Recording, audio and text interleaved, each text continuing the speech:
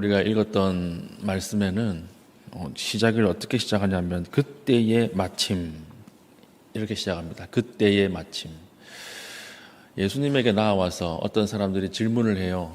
질문을 하는데 그 당시 유대에 일어났던 아주 충격적인 국가적 재난 사태를 언급하는 이야기로 시작합니다.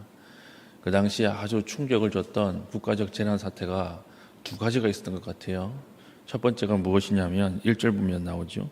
빌라도가 어떤 갈릴리 사람들의 피를 그들의 제물에 섞은 일로 예수께 아뢰니.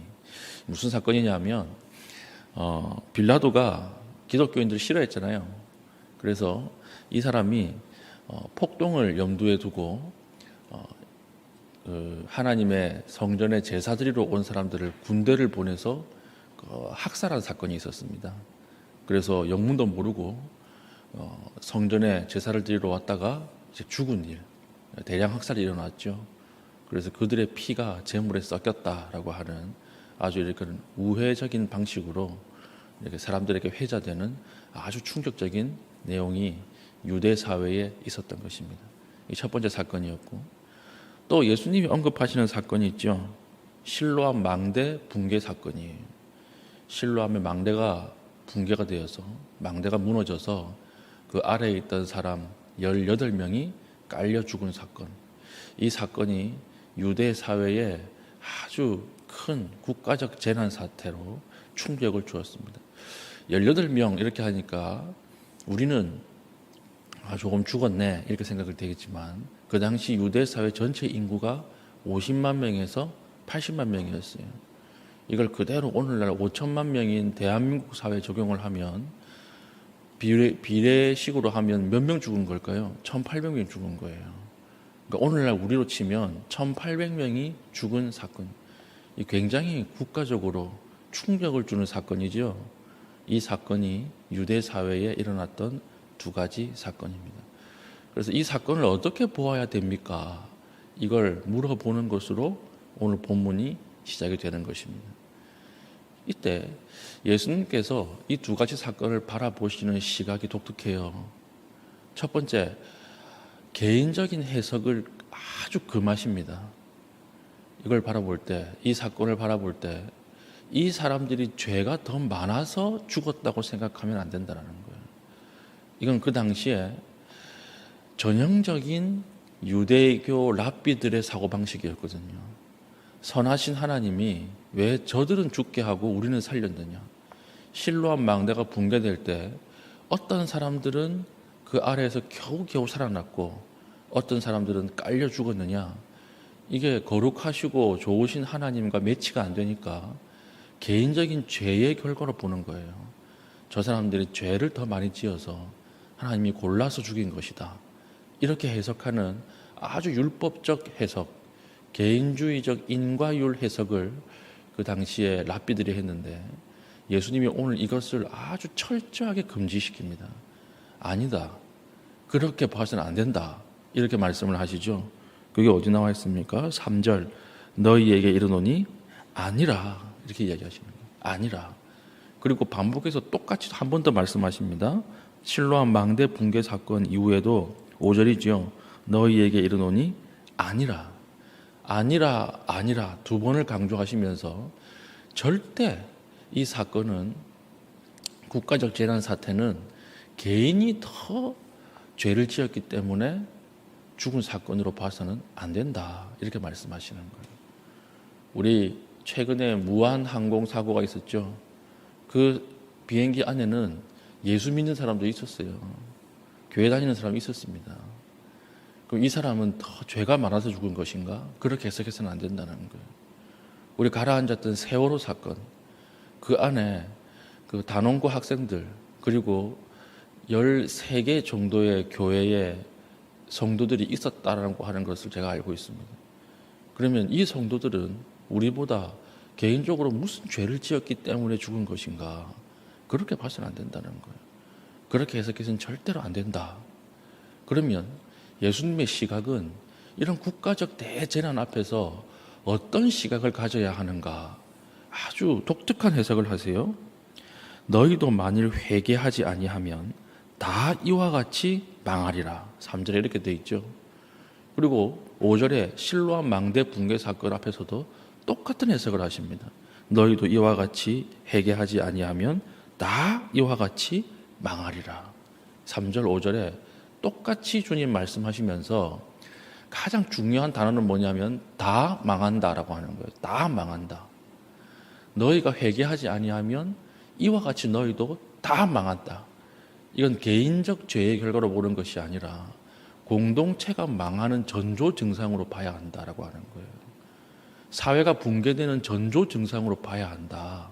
이것을 예수님 아주 강조하시면서 다라고 하는 단어와 망한다라고 하는 단어를 사용해서 아주 국가 전체가 경각심을 가지고 이것을 다루어야 한다라고 하는 것입니다. 그럼 여기서 말하는 회개는 무엇일까요? 회개. 개인적으로 죄를 고백하고 회개하는 게 아니에요.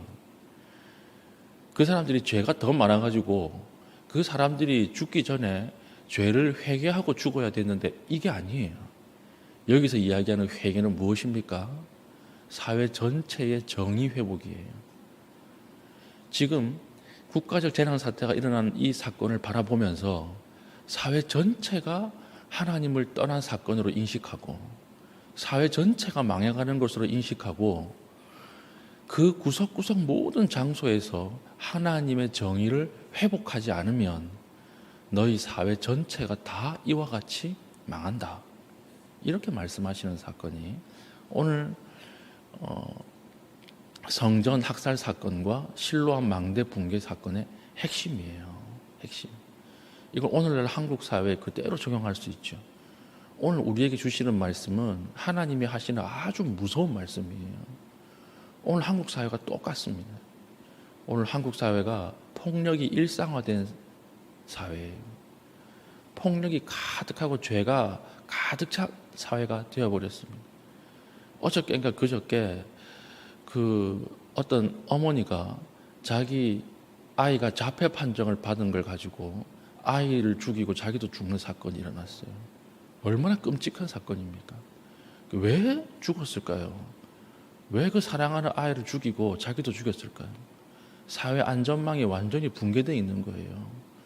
이제 살 수 있는 방식이 없다고 생각한 거예요.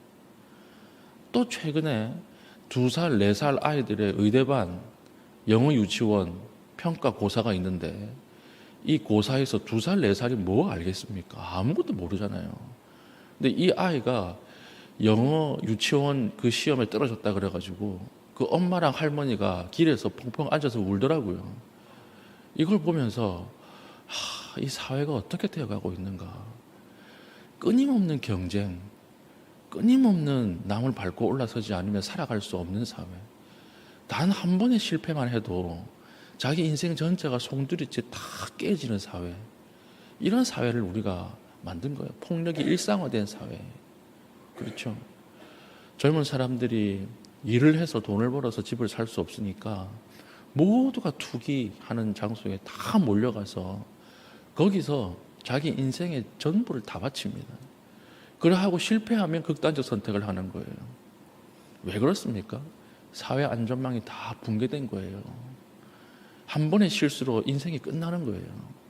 그렇기 때문에 참 그 뒤에 두려움, 그리고 그 뒤에 도사리고 있는 참 무서운 것들, 이것이 오늘 우리가 만들어낸 사회입니다. 오늘 주님께서 뭐라고 말씀하시느냐? 그 사회 무너진 곳곳에서 하나님의 정의를 다시 세우지 않으면 너희도 이와 같이 망한다라고 하는 거예요. 우리 오래전에 새 모녀 사건이 있었죠. 새 모녀 사건. 그 자기가 내야 될 아주 기본적인 세금, 그 세금이 없어서 새 모녀가 유서를 써놓고 자살했어요. 이걸 보면서 대한민국 사회가 이제는 하나님의 심판 앞에 이르렀구나. 하나님의 무서운 심판 앞에 지금 서 있구나. 이것을 실감했습니다. 우리가 그 사회를 만들어 놓고 그 안에서 살아가고 있는 거예요.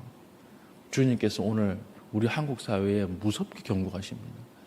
너희가 다 회개하지 않으면, 너희가 곳곳에서 지금 무너져가고 있는 사회 시스템 안에서 하나님의 정의와 하나님의 사랑을 회복하지 않으면 너희도 이와 같이 새 모녀와 같이 세월호와 같이 무한 항공 사태와 같이 다 망할 것이다.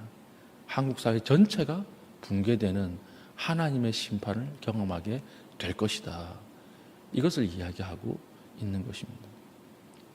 오늘 우리에게 주신 하나님 아주 무서운 이야기죠. 오늘 우리가 무너진 사회 속에 우리는 항상 교회에 와서 기도할 때 우리의 가족이 잘 되고 우리의 자녀가 잘 되고 내가 잘 되는 것을 기도하지만 오늘 한국 사회는 정말 심각한 폭력 사회가 되어버렸습니다. 하나님의 정의와 하나님의 공의를 잃어버리고 못 사는 사람들, 약한 사람들은 너무나 살기 힘든 사회가 되었고 조금만 잘 사는 사람들은요 너무 살기 편한 사회가 되었어요. 그래서 어떤 작가가 이렇게 표현을 하더라고요. 대한민국 사회가 어떤 사회냐, 큰 물고기만 빠져나갈 수 있는 촘촘한 그물, 이렇게 이야기하더라고요. 작은 물고기는 다 갇혀요. 못 빠져나가요. 그러나 큰 물고기는 다 빠져나갈 수 있어요. 이런 사회를 우리가 만들어 두고 그 안에서 기득권을 유지하고 카르텔을 유지하고 있는 이 사회를 바라보면서 주님 아주 무섭게 경고하십니다. 너희가 이 사회 시스템을 사랑과 정의로 다시 회복하지 않으면 너희도 이와 같이 다 망한다. 이것을 아주 강조해서 이야기하고 있는 것입니다. 이런 총체적 부실, 총체적 문제를 철저한 반성과 회개 없이 개혁하지 않으면 우리는 점점 안 좋아질 거예요. 그리고 결국에는 하나님의 심판을 경험하게 될 것입니다. 우리가 하나님 앞에서 이런 아주 종말론적 시각을 가지고 오늘 하루를 살아야 한다라고 하는 거죠. 그리고 나서 그 뒤에 바로 이어지는 비유가 무슨 비유냐면 열매 맺지 못하는 무화과 나무의 비유예요. 주인이 무화과 나무를 심었습니다. 근데 3년이 지나도 열매가 안 맺히는 거예요. 그러니까 주인이 포도원지기에게 이렇게 이야기하죠. 잘라버리라, 뽑아버리라, 이렇게 말을 하니까 그 포도원지기가 제가 조금만 더 관리해 보겠습니다. 조금만 더 이 수목을 조금 약도 주고 잘 관리해서 열매를 맺게 해 보겠습니다. 그리고 나서 뽑아도 늦지 않습니다. 이런 묘한 대화가 비유로 나와요. 이 무엇에 대한 상징일까요? 무화과 나무, 열매 맺지 못하는 무화과 나무는 그 당시에 이스라엘을 상징하죠. 그리고 포도원에 무화과를 심은 사람은 누구를 상징할까요? 성부 하나님을 상징하는 것입니다. 그럼 이 뽑지 마십시오라고 이야기하는 포도원지기는 누굴까요? 성자 예수님을 상징하는 거예요.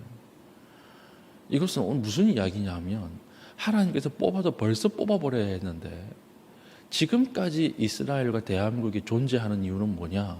교회가 존재하는 이유는 무엇이냐? 성자의 긍휼과 성자의 희생 때문에 하나님이 참고 계신다라고 하는 거예요. 오늘날 교회는 어떤 공동체인가? 성자 예수님의 긍휼과 사랑으로 계속해서 버티어가는 종말이 유예되어 가고 있는 종말론적 공동체가 교회입니다. 오늘 하루 왜 아무 일 없이 다시 해가 떴느냐? 그것은 예수님의 희생과 헌신 때문에 하나님이 오늘 하루도 더 참으시는 거예요. 어제 하루 더 참으신 거예요. 이렇게 해서 매일매일 태양이 뜨는 그런 종말론적 공동체가 바로 오늘 이 사회고 교회가 되는 것입니다. 이 사회 안에서 우리가 어떻게 살아야 하느냐? 사회 무너진 모든 곳곳에서 사회 정의를 회복시키는 그 삶을 살아야 한다는 거예요. 사회 정의를 회복하는 그 삶을 살아야 한다라고 하는 거예요. 오늘 우리가 살아갈 때 이 말씀을 종말의 시대에 아주 강하게 기억하고 살아야 합니다. 다 이와 같이 망하리라. 지금 대한민국 사회는요, 벽을 향해 무섭게 달려가고 있는 그 항공기와 같아요. 그 안에 대한민국 전체 인구가 다 타고 있어요. 지금 멈출 수가 없어요.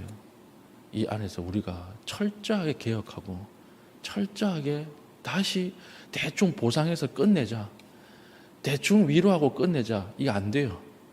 어떤 사고가 하나 일어나면 대충 그냥 위로하고 끝내자, 빨리 시민들의 눈길을 다른 곳으로 돌려서 다시 우리 내수도 증진시키고 수출도 회복시키고 그렇게 해서 가자. 굉장히 위험한 이야기입니다. 어떻게 해야 합니까? 사회 시스템 전체를 다 갈아엎어야 돼요. 그래서 다시는 이 사건이 일어나지 않도록 해야 돼요. 다시는 약한 자가 죽지 않도록 하는 사회를 만들어 가야 돼요. 그렇지 않으면 대한민국 전체도 다 이와 같이 망하리라. 서해 회리오 사건 있지 않았습니까? 아주 오래됐죠. 서해 회리오 사건. 그 사건이 일어나고 20년 뒤에 세월호가 가라앉았거든요. 그러니까 그때 살아남은 자들의 손자, 아들이 다시 죽은 거예요. 서해 회리오 사건이 났을 때 그때 시스템을 개혁하고 그때 사회 구조를 다시 한번 점검했어야 됩니다. 그거 못하니까 또 죽는 거예요. 무한 항공사고 일어나고 또 대충 수습하고 대충 마무리하면요. 또 20년 뒤에 또 일어나요. 똑같은 사건. 그럼 또 죽는 거예요. 이렇게 하나님의 심판 앞으로 계속 달려나가는 이 대한민국을 향해서 오늘 우리 기도합시다. 하나님, 하나님의 사회 정의가 다시 회복하게 해주시고 하나님 공의가 물같이 흐르게 하여 주시옵소서. 이 사태를 바라보면서 우리가 스스로 이 안에 들어가서 하나님 앞에 이 사회를 개혁하고 하나님 변화시킬 수 있는 힘을 허락하여 주시옵소서. 이렇게 기도할 수 있는 믿음의 신실한 주의 종 될 수 있기를 예수님의 이름으로 축복합니다. 아멘. 기도합시다. 이 시간 기도할 때에 하나님 정의가 무너진 곳에서 하나님 아파하며 하나님 개혁할 수 있는 힘을 허락하여 주시옵소서. 그 속에서 이익 때문에 부역하지 않게 하여 주시옵소서. 하나님 죄에서 돌이키게 하시고 회복하고 확장하는 하나님의 나라를 경험하게 하여 주시옵소서. 기도한 이후에 개인적인 기도의 제목 가지고 기도하시고 자유롭게 돌아가시겠습니다.